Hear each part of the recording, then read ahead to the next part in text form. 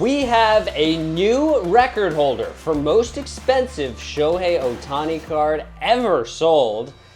Another kid has decided to part with an MLB debut patch that he pulled, and we have a $100,000 bounty on a baseball and Pokemon collaboration, finally. Thanks for joining us for this week's episode of The Hobby Headquarters. I'm your host, Mr. Hollywood, joined by the man all men wish they could be and all ladies wish they could have. That's not true. It is very true. It's Joe Nasty to my right, and we are starting this week off with, finally, some big-time respect for a big-time Shohei Ohtani card, and it is his 50-50 Dynasty Black Logo Man autograph, 1 of 1. I know that's a lot of words, but it's a lot of qualifiers. It is a lot of qualifiers. It sold for $1,067,500 on Heritage Auctions. It becomes the most expensive Ohtani card ever sold by a long mile, and I mean a long way.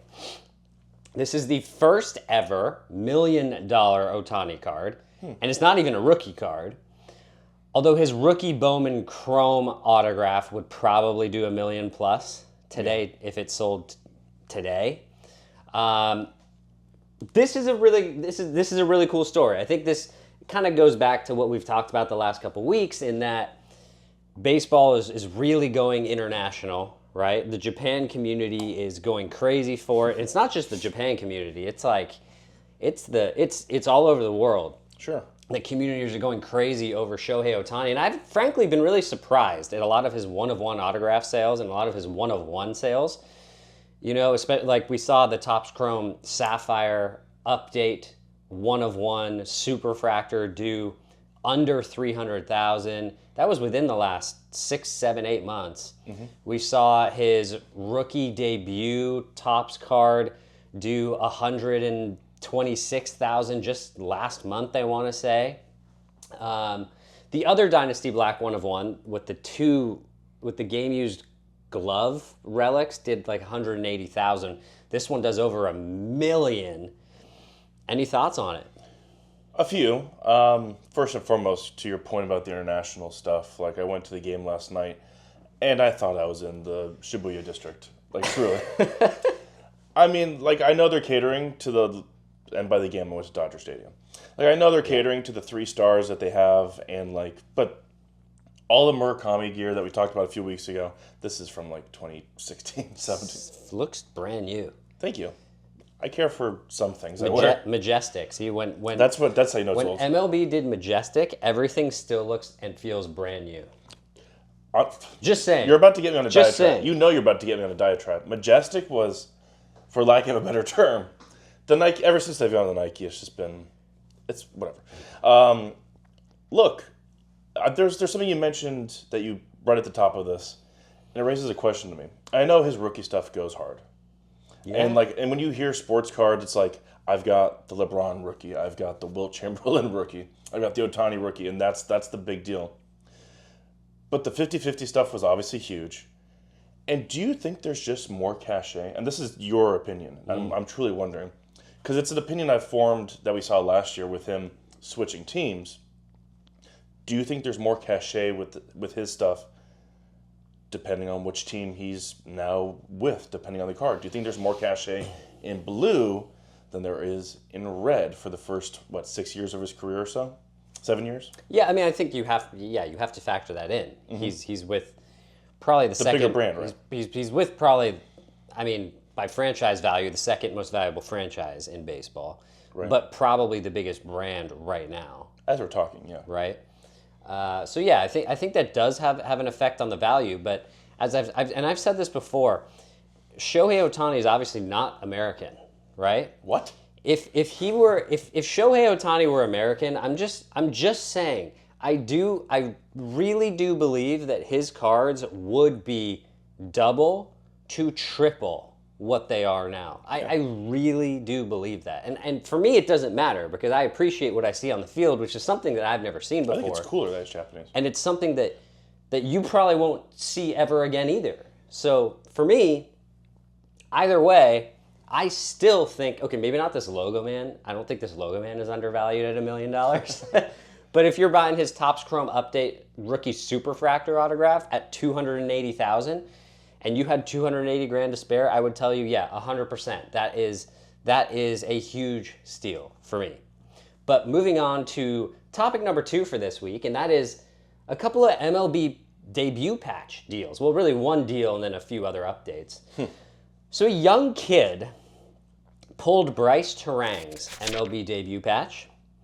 And according to Topps, this was a post that Topps made on Instagram, he gave it to Bryce at a game in exchange for, presumably, as I've only seen the photos, I haven't talked to the kid or anything like that, but he got to meet Bryce Terang. He got a couple of signed baseballs. Bryce signed his jersey for him. Maybe he got a bat as well. But what I want to know is, what are your thoughts on trading a card worth tens of thousands of dollars for a couple of balls and a couple of bats and to be on the field and meet this guy, right? For the record, the Jackson Merrill and Yoshinobu Yamamoto debut patches have yet to surface. So they're still out there probably somewhere in a sealed pack. But what would you do if your child pulled something like this, right? And I think for Bryce Terang, it would depend, for me, it would depend how old my kid is. Is he conscious enough to understand certain ramifications of it, number one. Number two, if it's a player that's, let's be honest, that's not good, right? Bryce Terang's pretty good. Yeah, he's solid, yeah. You know, stole 50-plus bases in his rookie season. If it's a debut patch that's going to be like under 10 grand, I'm going to let my kid do whatever they want with it, right? Even if it was Bryce Terang, I could probably say, you know, even if I got $15,000 for this Bryce Terang card, selling it on Golden or whatever, it's probably worth it. I don't know. For me, I would let my kid decide what they wanted to do with it. The only scenario that I would even consider, I think, being involved is if they pulled the Paul Skeens, if they pulled the Jackson Churio or the Jackson Holiday or the Yamamoto or the Jackson Merrill, right? If they pull one of those, the big dogs, then I think, okay, maybe you have a little more say as to what to do with it. What do you think? Luis Heel. We kind of forget about him, right? Could have been Luis Heel, yeah. I think I'm going to sound like a hypocrite here because long ago, as the 50-50 stuff was starting to come out and like the guy who caught the home run ball and the Freddie Freeman ball, my whole thing's been like, you didn't earn it. Right. Like that's generally my rule of thumb is the player earned it. This is different. This is different. This is a card. The parent bought it. You bought the product, you made the purchase, it went home with you, and it's very much your decision. Like, it didn't land randomly. Yeah, it's true. Well, it did land randomly in your lap, but you know what I mean. Yeah. So, I mean, as I've said before, everything in life is the amount of value that you put on it. Maybe the memory and the baseball bat and the ball mean more long-term to that kid. Maybe they're Tarangahans. Orangutans? Yeah. And like meeting... Tyrannosaurus Rexes? All of them. And maybe that means more to them in the long term than the 10,000 or 20,000. Yeah. But definitely different to me than a game used thing. So I would say... You're making a good point. Yeah. Thank you. I thought so too. I think it's a good point. I think you're making a good point. A salient point? Yeah, I think so. So, but I'm with you as well, where it depends on which player you get. It would depend on the price, right? It depend on the player. Yeah. And like not everyone's as plugged in as this operation, like the price of what that card could be. Yeah, like I'm sorry, but if your kid pulls the Skeens card... You slap it out of his hand and say, I'm going to take that. I mean, we're like, sorry, son. I bought the box for you for $400. We're selling the card for $1 million. I'll give you 999,000 of it when you graduate from college. Cry about it in Mykonos. Yeah. Cry about it from your first class seat in our private jet. Right. But moving on, we have a new bounty. Bounties. I keep looking at the other camera, which isn't even on. Don't. Our other cameras are not functioning at the moment, so apologies. We only have the one feed for this week. But we have a new $100,000 bounty that was issued, and it was issued by Big League Cards in Florida. And it's on the main hit for 2025 Topps Tier 1 Baseball, and that is an Evan Longoria game-used bat knob with a Charizard on it.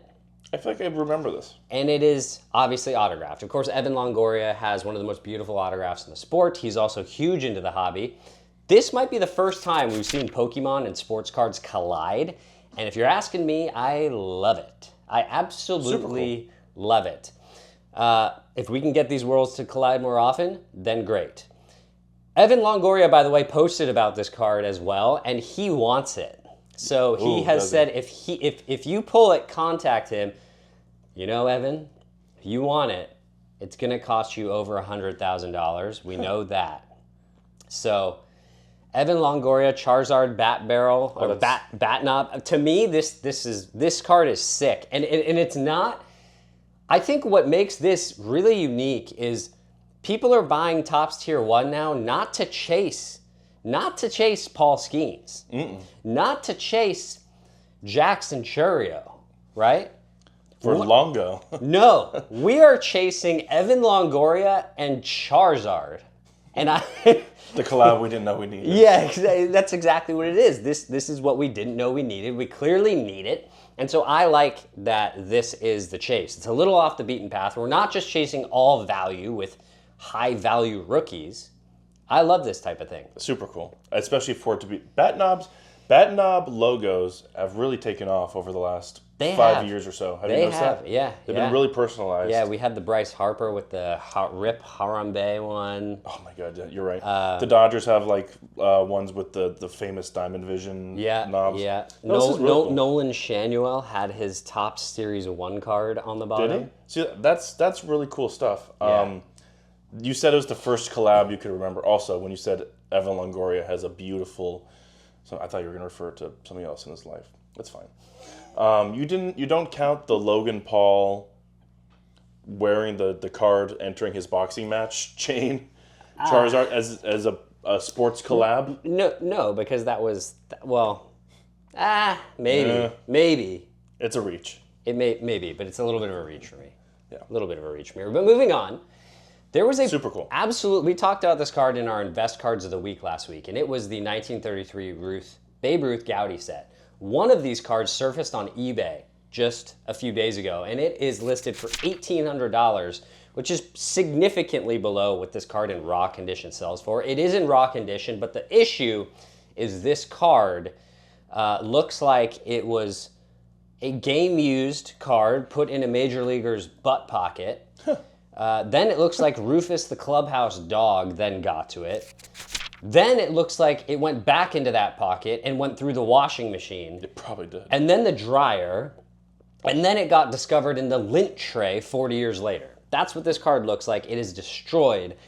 I'm not sure what something like this is even worth. I saw a 1952 Topps Mickey Mantle that was similarly destroyed about a month ago at the West Coast Card Show. It was like only Mickey's body that was left of the card. And they were asking $27,000. Now, obviously, that's ridiculous, and it would come nowhere near that.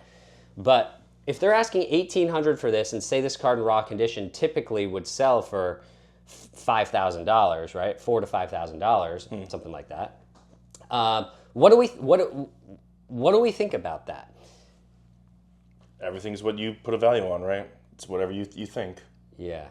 You said regular or normal-ish from the 40s. It would be $5,000? Like a PSA 1 would probably be six grand maybe.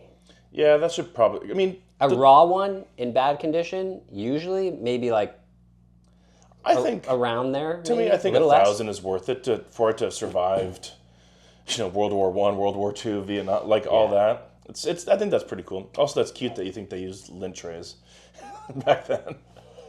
Imagine all the factory fires that probably happened. We don't need to get technical with it.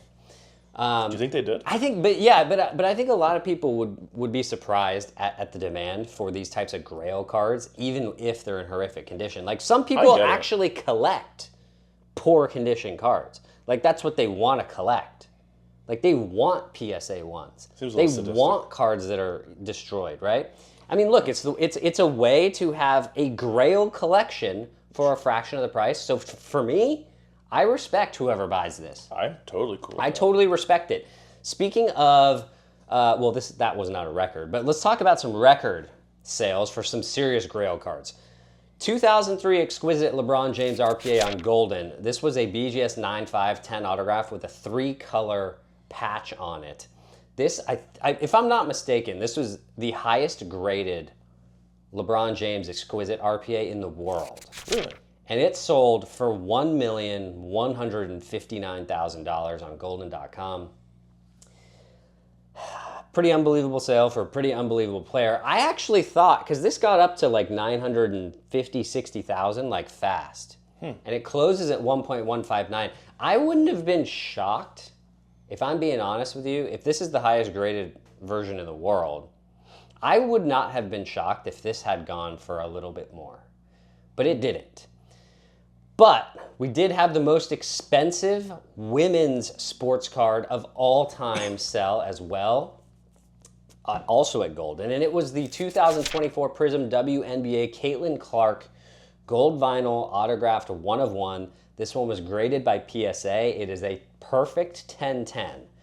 And it sold for $366,000. Wow. Wow. Reflections on those two. Could we maybe see, like, going back in time, like some vintage, now that people are like more into WNBA, could we see like a vintage, like a rookie Lisa Leslie maybe start to go up in price? Start to go up a little bit? I mean, that's a pretty hefty price. That's a significant sale. Significant. So that's a pretty big deal, like a Cheryl Swoops. I mean, so think about this. Dawn Staley was a great player, and now she's right up there as one of the best women's coaches in the game. And Sure. She just made the Final Four at the time of this filming. Maybe something that Dawn Staley is a part of could really start to get close to those. Yeah, we'll see. I think this is something to see develop. This is a good, it's something to keep an eye out on the other WNBA legends as Caitlin Clark continues to push the market up for that. How's Angel Reese doing? I have no idea. Don't really care. I figured. But moving on, this one's kind of just cool. The next two stories we're going to move through pretty quick. The last two, but they're pretty cool. Topps released a video, and this was via Baseball Breakers on TikTok. And presumably one of their breakers, went skydiving and opened a pack of Topps Series 1 while skydiving. I hope it was like a mega box or like a blaster box and not a hobby box where your autograph goes flying away in the wind. But what would do very well for that social media account is let's just open a pack in the most ridiculous situations possible, right? Number one, we got to make sure we're doing crappy packs. We're not taking a briefcase of Flawless up into the sky and saying like you, and then just popping open this briefcase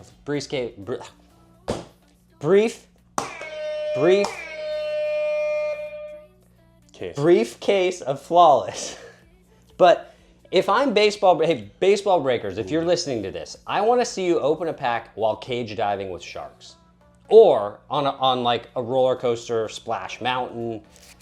Maybe he can go up in like one of Jeff Bezos's rockets or Richard Branson's rockets or whatever, because everyone's like boycotting Elon Musk or whatever.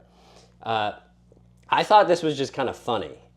Or you take only valuable cards up there, drop them out of the plane, and the show and the channel is go find them. Yeah, that's actually pretty interesting. Like, who knows where those are going to go? Can you imagine? That's probably a really bad idea. Maybe we should start a game show like that. Guys, we're going to drop a box of Flawless out of the sky. Just think, but the wind could truly take it, across counties. That's not my problem. Go find the 1 of 1 platinum logo man out of this year's Flawless floating through the sky somewhere. It's probably going to land like remember when that GoPro fell out and landed in a barn next to a pig or something? I don't remember. It was a famous video. But anyways, MrBeast has a sports card now. It's his first Topps Now card after his participation in the Sidemen charity match at Wembley Stadium. Remember Lionel the Lizard, the F1 card they had? This one kind of goes along those lines for me. It's kind of like, why are we doing this? But I also kind of get it. MrBeast has 380 million subscribers on YouTube. We are only 379,997,500 subscribers away. Watch out, from Jimmy. That. So, Jimmy, we are that many subscribers away from getting our first Tops Now card. And we have agreed, if you hit subscribe down below, we will give you 100% of the proceeds, 100% of the proceeds. We will split it amongst all of our subscribers for our very first Tops Now card. You know what? I agree to that. Done.